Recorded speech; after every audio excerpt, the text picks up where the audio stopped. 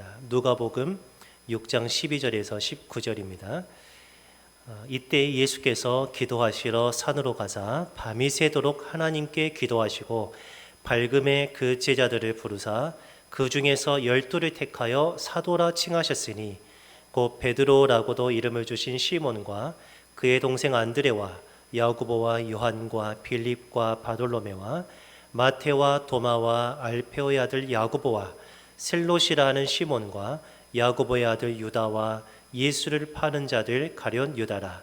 예수께서 그들과 함께 내려오사 평지에 서시니 그 제자의 많은 무리와 예수의 말씀도 듣고 또 병 고침을 받으려고 유대 사방과 예루살렘과 두로와 시돈의 해안으로부터 온 많은 백성도 있더라. 더러운 귀신에게 고난받는 자들도 고침을 받은지라. 온 무리가 예수를 만지려고 힘쓰니 이는 능력이 예수께로부터 나와서 모든 사람을 낫게 함이러라. 아멘. 오늘 본문을 중심으로 사도적인 제자라는 제목으로 말씀을 나누도록 하겠습니다. 사도적인 제자, 사도는 사도고 또 제자는 제자인데 사도적인 제자인 무슨 말일까요? 예수님은 우리를 제자로 부르셨습니다. 믿으시기 바랍니다. 나를 따라와라. 나를 따라와라. 그것은 제자로 부르심이에요. 그런데 단순히 제자로서만 예수님을 따르는 게 아니라 사도적인 일을, 사도가 했던 일을 그대로 이어받아서 하는 제자들로서 하나님이 우리를 부르셨다는 거예요. 또 그러한 사도적인 제자, 사도가 했던 일들을 하는 제자들이 오늘날에도 필요하다라는 그런 주제로 좀 말씀을 좀 나누도록 하겠습니다. 오늘 예수님께서 사도를 세우신 그 때가 나오는데 언제 이 사도를 세우셨냐면은 오늘 그 12절 앞에 보니까 이때에라고 나와 있어요. 이때. 어떤 때입니까? 이때에 12명을 택하셔 사도로 부르셨는데 어떤 때냐면은 그 앞에 있었던 일들이죠. 그 앞에서 예수님은 오늘 오전까지 살펴보았는데 안식일 논쟁을 한 거예요. 무엇이 참된 안식일인가? 그것을 가리켜서 예수님은 참된 안식은 배고픈 사람의 그 배고픔을 해결해 주는 것이 안식이고 또 손 마른 사람을 고쳐주는 것이 하나님의 안식이다라고 말하고 또 바리새인들은 이것도 저것도 절대 해서도 안 된다. 가만히 있는 것이 안식이다. 해가지고 아주 첨예하게 대립을 한 거예요. 근데 결국 승리하신 분은 예수님이죠. 많은 사람들이 누구를 칭찬했겠습니까? 예수님을 향해서 박수를 쳤겠죠. 아, 맞다. 저분이 말한 것이 진짜구나. 반대로 바리새인들은 그동안 안식일은 이런 것이다라고 가르쳐 왔는데 그리고 안식일을 어기면 그것에 대해서 아주 굉장히 심각하게 다뤘는데 자기들이 지켜왔던 그 모든 것들을 예수님이 다 허무는 거예요. 그러면은 이 바리새인들이 기분이 좋겠습니까? 안 좋겠습니까? 안 좋죠.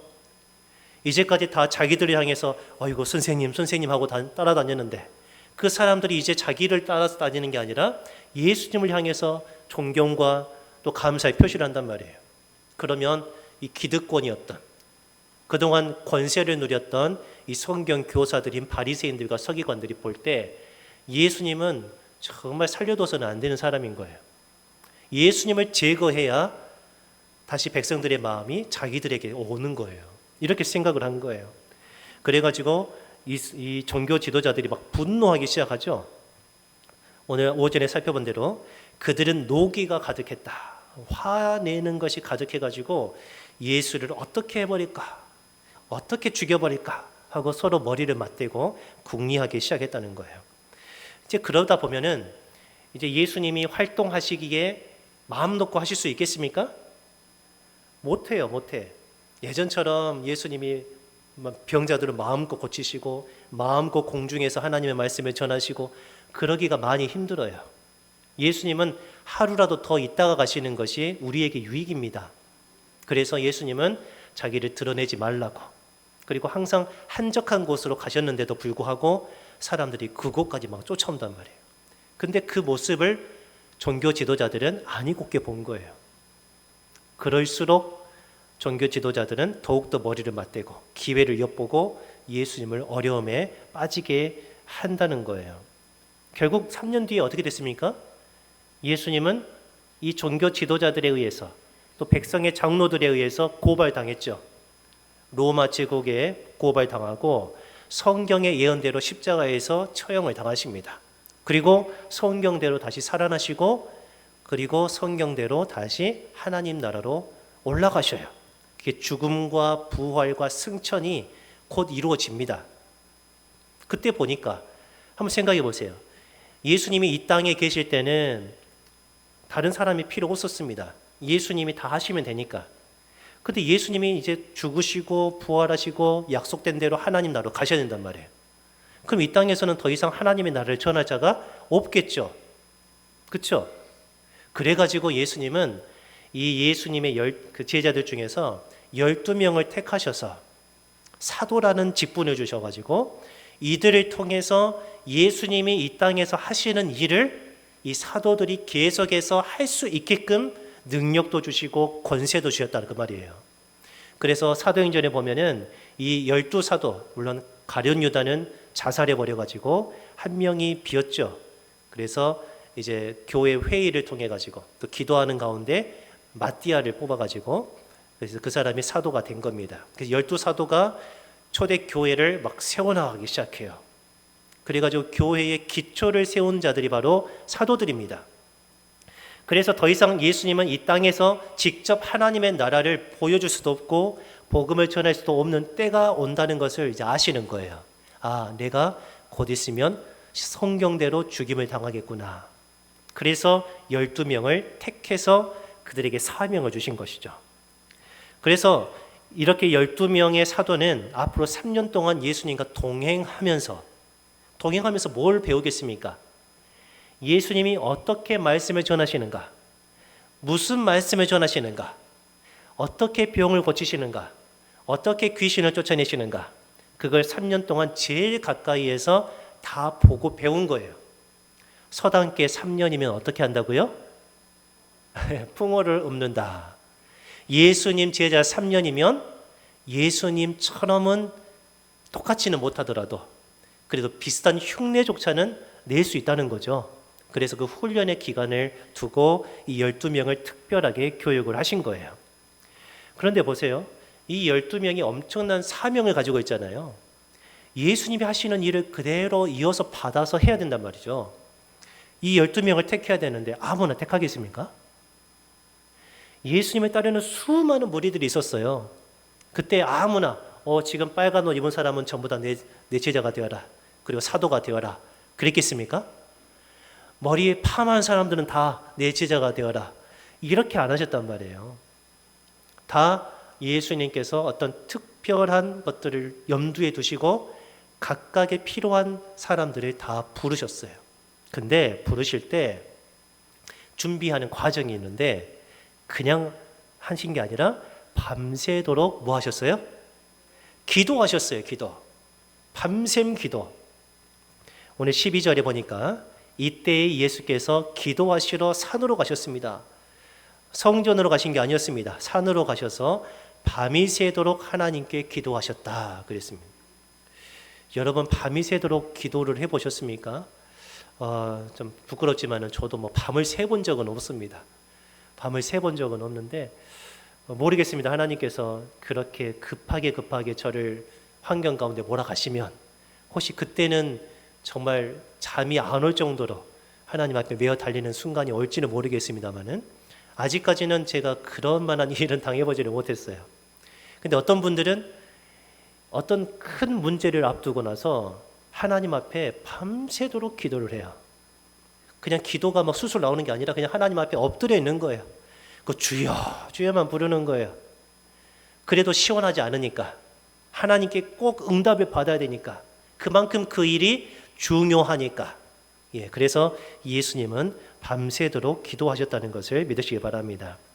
일상적인 문제는 일상적으로 기도하시면 됩니다. 그런데 특별한 문제는 특별한 기도가 필요하죠. 그만큼 12제자, 이 12사도의 역할이 엄청나게 중요하고 그 사도들을 통해서 교회가 세워질 것이니까 너무나도 중요했다는 것입니다. 사도의 말은 곧 누구의 말씀이었습니까? 하나님의 말씀이었어요. 지금 목사의 말은 이제 하나님의 성경에 기록될 만한 하나님의 말씀은 아닙니다. 목사에도 실수할 수 있고 잘못할 수도 있어요. 그런데 그 당시에 사도는 말하면 그게 곧 하나님의 말씀이었어요. 하나님의 계시였단 말이에요. 그리고 사도들이 편지를 써서 보내요. 그럼 그게 뭐가 돼요? 성경이 돼요. 성경이 돼요. 우리 그 편지를 보고 있지 않습니까? 바울의 편지, 베드로의 편지, 야고보의 편지, 요한의 편지, 그 편지들이 남아 있어서 성경의 권위를 갖는 거예요. 그러니까 제가 만약에 여러분에게 어떤 문제로 권면하려고 편지를 써보냈습니다. 그건 성경에 실리지 않아요. 성경에 실리지 않고 그냥 읽고 그냥 어디다 처박아 놓는 거죠. 근데 사도의 편지는 다르단 말이에요. 그게 곧 성경이 돼요. 사도의 행동은 뭐겠습니까? 사도가 행동하는 것은 신앙과 삶의 모범이 되는 거예요. 성도들이 본받아야 될 것. 예수를 믿는 것은 저렇게 믿어야 되는구나. 이렇게 본받아야 할 표준이 될 만큼 이 사도의 역할은 초대교회에 있어서 굉장히 중요했던 거예요. 이 교회의 뿌리가 되는 것은 뭐냐면은 이 사도들입니다. 사도들. 하나님은 교회를 세우실 때 예수님은 그러셨죠. 이 반석 위에 내 교회를 세우겠다. 그 반석에 해당되는 게 뭐냐면 사도들입니다. 사도들. 오늘 에베소서 2장을 보면은 에베소 교회 성도들에게 바울 사도가 편지를 보내면서 이렇게 말합니다. 너희는 세우심을 입었는데 어디 위에요? 사도들과 선지자들의 터 위에 세우심을 입은 자라. 우리 이 교회당을 가리키는 게 아닙니다. 이 칠전 교회당은 편의상 만들어 온 예배당일 뿐이에요. 참된 의미에서의 교회는 우리 자신들입니다. 예수 그리스도를 믿는 우리 공동체가 바로 교회입니다. 교회. 만약에 우리가 다음 주부터 여기가 아니라 옆에다가 천막을 치고 거기서 예배드리면 거기가 칠전 교회당이 되는 겁니다. 이해가 되십니까? 중요한 것은 교회란 말이에요. 근데 그 교회가 어디 위에 세워지냐면은 반석 위에 세워질 수도 없고 어떤 모래 위에도 세워질 수 없고 사도들 그리고 선지자들의 가르침 위에서 세워졌단 말이죠. 그러니까 이 사도들은 굉장히 중요하다는 거. 그래서 예수님은 밤새도록 기도하셨다는 거예요. 한번 생각해 보세요. 만약 사도 중에 한 사람이라도 잘못 세워졌다. 그러면은 어떻게 되겠습니까?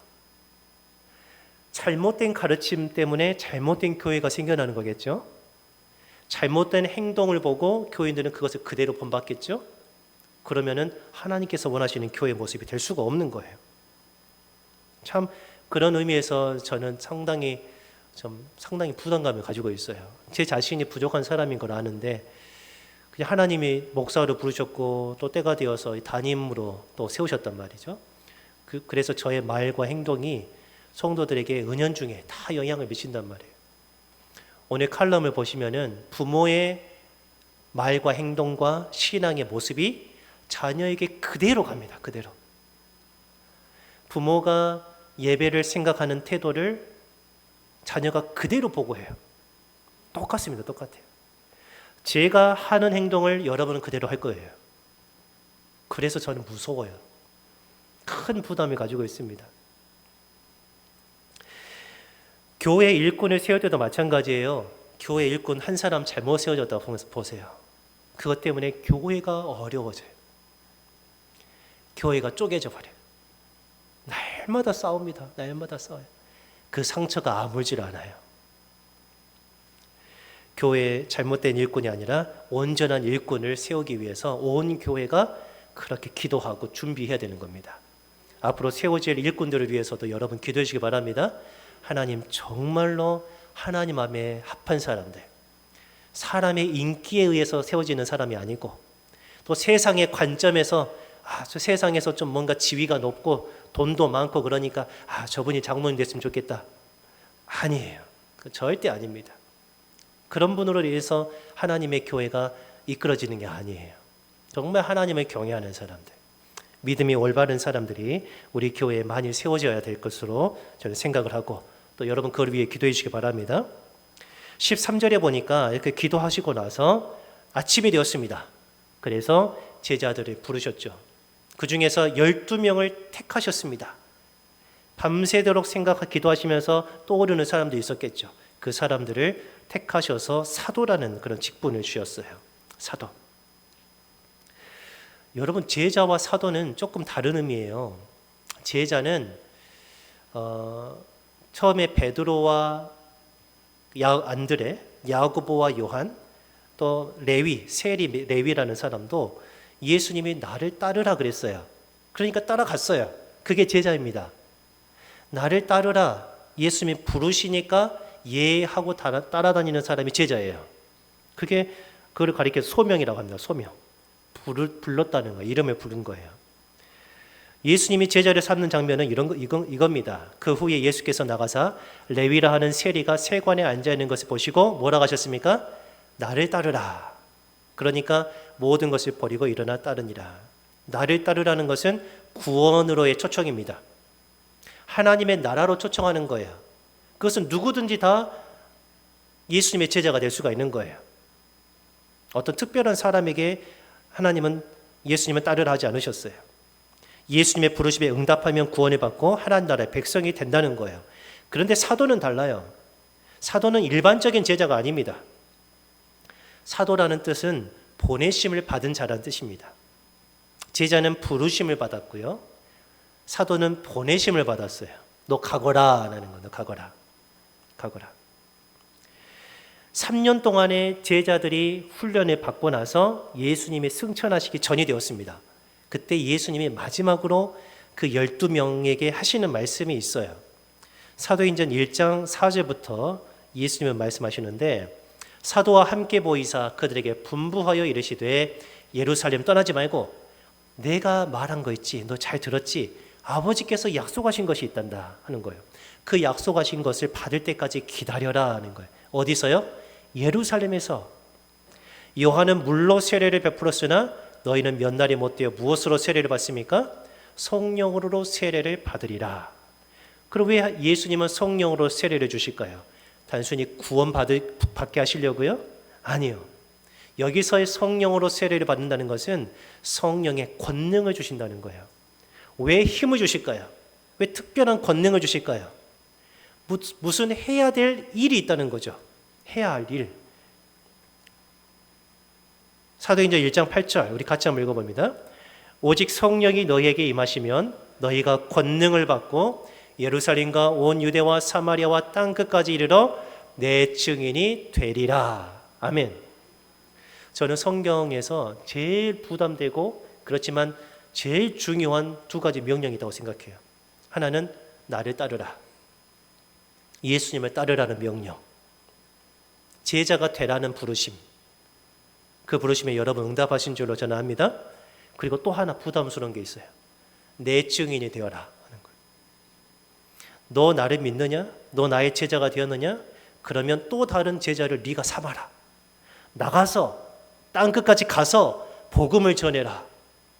이게 얼마나 부담스러운지 몰라요. 저는 이것만큼 부담스러운 게 저는 없는 것 같아요. 차라리 너의 전 재산을 나에게 바쳐라 그러면 저는 할 수 있을 것 같아요. 글쎄요, 못할까요? 근데 너 당장에 저기 가서 나의 복음을 전해라. 너무 어려워요. 아니, 가는 것도 어렵고요. 거기서 사는 것도 어렵고요. 복음을 전하는 것은 더더욱 어려운 것 같아요. 교회에서는 복음 전하는 게 쉬워요. 그런데 동네에 나가서 복음 전하라면 왜 그렇게 망설여지는지, 왜 그렇게 입이 안 떨어지는지. 여러분도 그러지 않습니까? 저만 그럽니까? 여러분, 목사여도 믿지 않는 자에게 복음 전하는 것이 너무 어려워요. 교회는 나옵시다라는 말을 할 수 있어요. 그냥 단순히 예수님 믿읍시다라는 말을 할 수 있어요. 그런데 예수님을 믿는다는 게 도대체 무엇이며 당신의 상태가 무엇이고 어떻게 하면 예수님을 믿고 또 구원에 이를 수 있는지 그거를 차례대로 불신자에게 가르쳐서 거듭나고 우리와 같은 하나님의 백성이 되게 하는 일은 너무너무 어려운 일입니다. 정말 부담스러워요. 이렇게 증인으로 내보내려고 나가서 예수 그리스도께서 십자가에 죽으시고 그분이 부활하셔서 우리의 구원의 주님이 되셨으니 이제부터 다 회개하고 예수님께로 돌아오십시오. 이러면 구원을 받습니다. 라고 예수님의 증언하는 그런 일에는 우리의 힘으로 되는 게 아닙니다. 우리가 가진 지식으로 되는 게 아닙니다. 돈을 많이 쓴다고 해서 되는 게 아닙니다. 하나님의 권능이 필요해요. 하나님의 권능. 선교 현장에서 얼마나 많은 방해가 있는 줄 아십니까? 얼마나 어려운 일이 있는 줄 아십니까? 그걸 이겨낸다는 거 쉽지 않아요. 쉽지 않아요. 너무너무 어렵습니다. 사탄의 방해는 얼마나 거센지. 여러분 좀 영적으로 민감한 사람은요, 이제 불교권이나 이슬람권에 공항에 내리잖아요. 선교하려고 내리자마자 그게 확 느껴진대요. 눌려버려. 그리고 우리나라에서는 멀쩡했던 사람이요, 선교하러 나가잖아요. 그러면 자기도 모르게 들어와 있는 귀신이 거기서 발병해버려요. 그래서 미쳐서 돌아와요. 나갈 때는 멀쩡했는데 거기서 악한 영들이 더 역사를 해버리니까 확 사람이 변해서 돌아와 버려요. 그런 경우 있습니다, 여러분. 한 선교사가 예수님을 증언하기 위해서 특별한 목적을 가지고 땅끝까지 간다는 거요? 내 힘으로는 낼 수가 없어요. 특별한 사명을 가진 자들이에요. 그런 자들에 의해서 하나님의 복음이 전파되는 것입니다. 저와 같은 일반적인 목사를 통해서 복음 전파되는 게 아니에요. 저도 그것을 꿈꾸고 있지만은 그러기에는 제가 하나님 앞에서 완전히 납작 엎드리지를 못하고 있는 것 같아요. 솔직히. 더 납작 엎드려가지고 더 하나님의 영으로 충만해지기를 간구하고 내 모든 정욕을 위해서 쓰는 시간들, 돈들 다 버릴 수 있어야 되는데 목사인 저도 그걸 못하고 있단 말이죠. 정말 어려운 일입니다. 나가서 복음을 전한다는 거. 한 사람을 거듭나게 한다는 거. 이거는 특별한 사람이 할 수 있는 거예요. 근데 그 특별한 사람을 통해서 하나님의 교회가 그 땅에 세워진 거예요. 저는 참 우리 전정님 원로 목사님을 참 존경해요. 그리고 교회를 개척하신 분들은 제가 너무너무 존경합니다. 저는 개척을 해본 적이 없거든요. 할 수도 없고요. 근데 허허벌판 혈혈단신으로 오셨어요. 그 대전에서 사업하시던 거 다 버리고 가족을 다 데리시고 없는 형편에서 여기서부터 맨 땅에 속된 말로 헤딩을 하신 거죠. 손수 다 지으시고 저보고 하라면 못합니다. 저보고 하라면 못해요. 그냥 바울 사도처럼 살고 싶어도 살지를 못해요. 개척자가 따로 있어요. 교회를 세우는 사람들이 따로 있어요. 그리고 세워진 교회에서 아볼로와 같이 하나님의 말씀을 가르쳐서 잘 양육하는 사람 또 있어요. 그래서 사명이 다른 겁니다. 사명. 저는 칠전교회는 이미 개척됐기 때문에 세워졌기 때문에 세우려고 온 자가 아니라 하나님의 말씀으로 양육하기 위해서 왔어요. 그리고 여러분 가운데서 또 우리 주일학교 아이들 가운데서 또 다른 개척자들이 생겨나기를 바라는 것이죠. 개척자들. 우리는 곧 있으면 통일될 거예요. 언젠가는 모르겠지만 통일은 반드시 될 겁니다. 북한 더 이상 그 공산 체제가 버티기가 어려워요. 3대까지는 어떻게 잘 내려왔어요. 독재 세습이. 그러나 이제는 어려워요. 더 이상은 안 될 겁니다. 한국 드라마, 한국 문화가 일반 북한 국민들에게 사람들에게 싹 퍼졌어요. 그래가지고 심지어 그 북한 말투가 있잖아요. 북한의 표준어가 있어요. 그래서 우리나라 말과는 전혀 다르잖아요. 그 투가. 근데 학교 선생님들이 한국 드라마를 너무 많이 본 거예요. 그래가지고 자기도 모르게 아이들에게 수업을 하면서 오케이? 이런다는 거예요. 또 드라마에서 자기야 그러니까 자기야라는 말 쓴다는 거예요. 말투가 남한 말투처럼 돼버린 거예요. 그래가지고 그 사람들을 전부 다 교사 해임시켜버리고 평양에서 특별한 임무를 띠고 정통 그 북한 교사들을 다시 그 학교로 파견한다잖아요. 그러면 그 해임된 사람들은 어떻게 될까요? 교화소로 보내는 거예요. 정신부장하려고. 이런 것들이 지금 파다하게 퍼져 있어요. 그리고 북한의 고위 엘리트층들이요, 지금 굉장히 많이 우리나라를 귀하고 있습니다. 그렇게 신처럼 떠받들었던, 믿었던 공산주의, 그리고 김정일, 김정은, 이름도 헷갈리네요. 이 3대를 아주 그냥 백두혈통이라고 아주 지켜 세웠는데 그 믿음이 산산조각 나버린 거예요. 이렇게 이것들이 다 소문이 퍼져나가면요, 북한 무너져요. 그럼 통일이 됩니다. 그러면 할 일이 많아요. 우리 한국 교회가 할 일이 많다고요. 뿐만입니까? 그렇게 통일 한국이 되면은 우리 그때 이제 무슨 나라 이름을 할지는 모르겠지만 아무튼 대한민국이라고 합시다. 우리 대한민국이 세계 속에 우뚝 서는 나라가 될 거예요. 정말입니다. 천문학적으로 든 그 국방비 그런 것들이 다른 데 투자되고, 근데 북한의 인력과 자원과 우리나라의 인력, 인프라가 다 합쳐지잖아요. 그럼 세계적으로 우뚝 서는 나라가 됩니다. 그리고 그것을 힘입어서 세계를 향해서 많은 선교사들이 파송하는 일을 우리 통일된 대한민국이 해야 된단 말이에요. 저는 이제 그런 것까지도 보아요. 우리 주일학교 아이들, 여러분 이제 3월부터 정철 영어 성경학교 하는 거, 여러분 이거 여러분의 사명으로 아시기 바랍니다. 우리의 사명으로 알고 아이들이 길러내는 거, 그 아이들이 가는 곳곳마다 교회가 세워지는 거예요. 근데 저와 같이 그냥 샌님 같은 사람들은 못해요. 교회 개척 못합니다. 어떻게 해요? 야성을 가진 이 사도들 같은 제자들, 사도의 권능을 가진 제자들, 그런 제자들이 필요하다는 거예요. 그런 제자들이, 사도적인 제자들이 교회를 개척하고 막 이렇게 왕성하게 복음을 전할 수가 있다는 거예요. 그 일을 우리 교회가 준비할 수 있기를 바랍니다. 우리 시대에는 더 이상 사도는 존재하지 않습니다.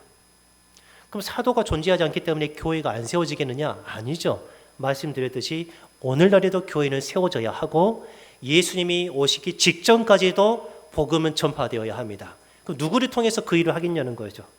말씀드렸듯이 사도의 능력을 가진 자들, 사도적인 그런 사상을 가진 자들, 그런 강인한 믿음을 가진 자들이 이렇게 교회를 세울 수 있다는 것을 여러분 믿으시기 바랍니다.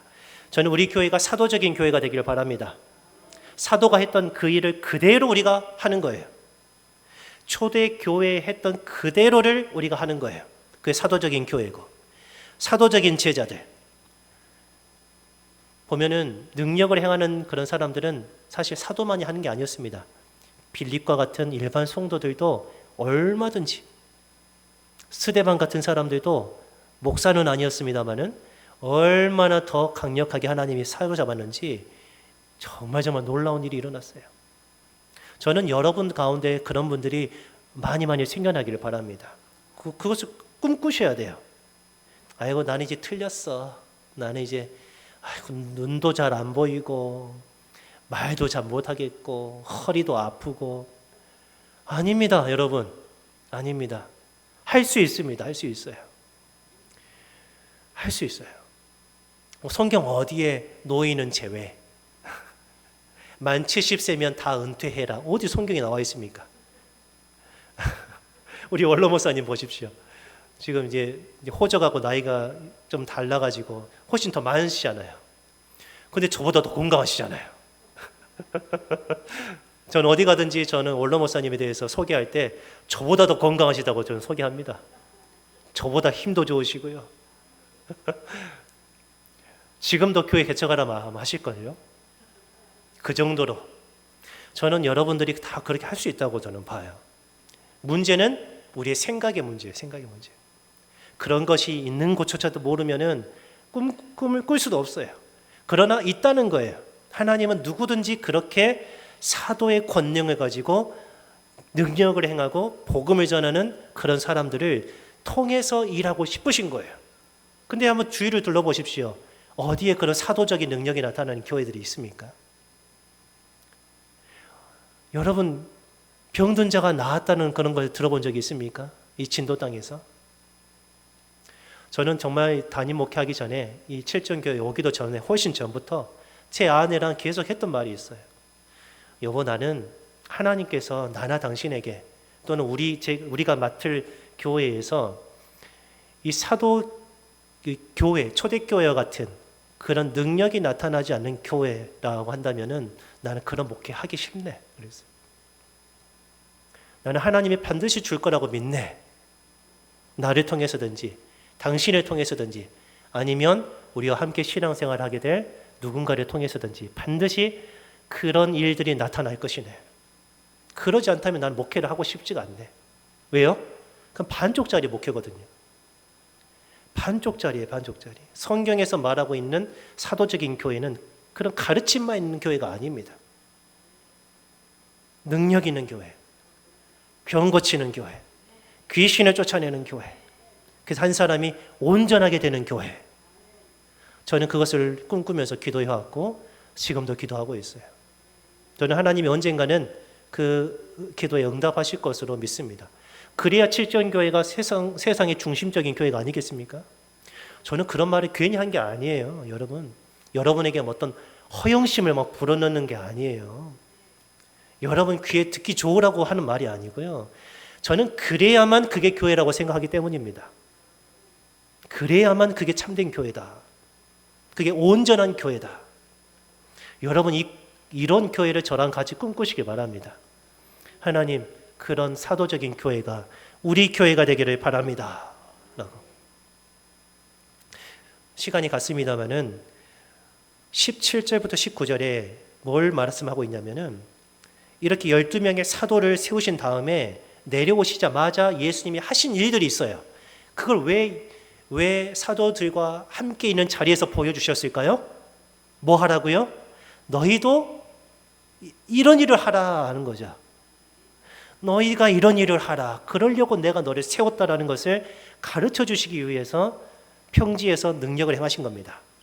예수께서 그들과 함께 내려오사 평지에 서시니 뭔가 대단한 서막이 열리는 것 같아요.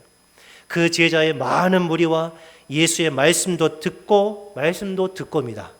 이 첫 번째입니다. 말씀도 듣고 병 고침을 받으려고 유대 사방과 예루살렘과 두루와 시돈의 해안으로부터 온 많은 백성도 있더라. 수많은 사람들이 우리 칠전교회로 오기를 바랍니다. 말씀도 듣고 병 고침도 받으려고. 더러운 귀신에게 권한받는 자들도 고침을 받은지라. 그러면서 예수님 하신 말씀 아마 마음속으로 이렇게 말씀하셨겠죠. 잘 봤지? 나 앞으로 나 승천할 거야. 그러면 그 일을 누가 해야 돼요? 너희가 해야 돼. 근데 너희 힘으로 안 돼. 그러니까 권능을 받아야 돼 라고 말씀하신 거예요. 그래서 19절에 말씀이 있는 거예요. 온 무리가 예수를 만지려고 힘쓰니 이는 능력이 어디로부터 나와요? 베드로에게서 나온 게 아닙니다. 바울에게서 나온 것도 아니에요. 바울은 손수건을 갖다 놓으면 그 손수건 때문에 더러운 귀신이 나갔다는 거예요. 손수건에 능력이 있는 게 아닙니다. 예수로부터 능력이 나온 줄 믿으시기 바랍니다. 누구든지 이 능력을 받으면 전도자가 될 수 있고 개척자가 될 수가 있는 거예요. 말씀을 정리하겠습니다. 오늘 우리 시대에도 여전히 하나님 나라의 복음은 전해져야 합니다. 복음이 전해지는 곳마다 치유가 또 귀신이 쫓겨나가는 축기의 역사가 나타나야 하는 것이죠. 왜냐하면 이유는 단순합니다. 예수님이 그렇게 하셨기 때문입니다. 너무 단순해요. 예수님이 그렇게 하셨기 때문이고 그걸 바라고 계시기 때문입니다. 초대교회를 세우고 수많은 영혼을 구원한 12사도들처럼 우리 교회를 세우고 수많은 영혼을 구원하는 사도적인 제자들이 되시기를 바랍니다. 기도하겠습니다.